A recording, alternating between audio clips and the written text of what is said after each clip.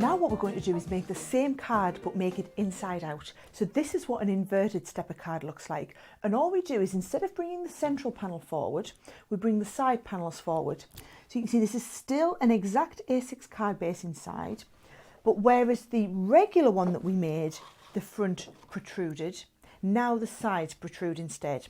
But it's the same set of measurements that we're going to use. So let me just remind you of what we do.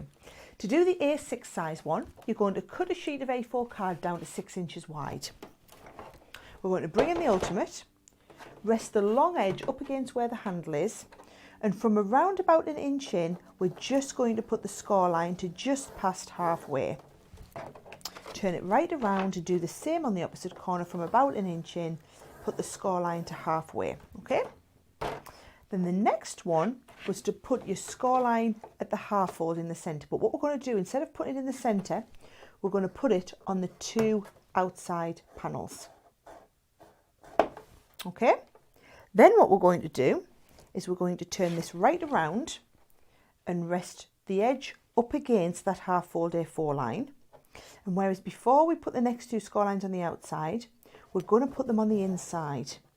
So we put the score line, jump up 1 and put the next score line, okay? And then we move it right down so that these score lines are lined up with your half fold A4 and you're lined up against the handle. And we're going to put inside, we're going to do that standard score line across the centre, okay? Then exactly the same as before, you're going to take your craft knife and just cut right up the centre of that score line.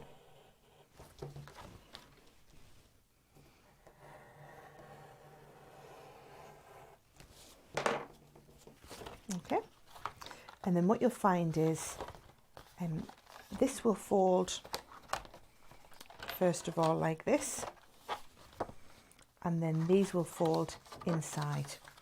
So you end up with literally a back to front version of your standard stepper. And once you get those crease lines burnished, it all comes to place beautifully.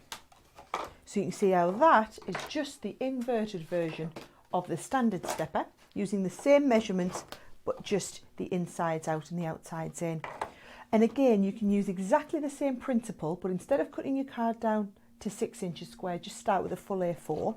And this is when you would be able to do the larger size, which again is exactly 6 inches wide in the centre, so it's going to be perfect to hold one of your Create a Card dies.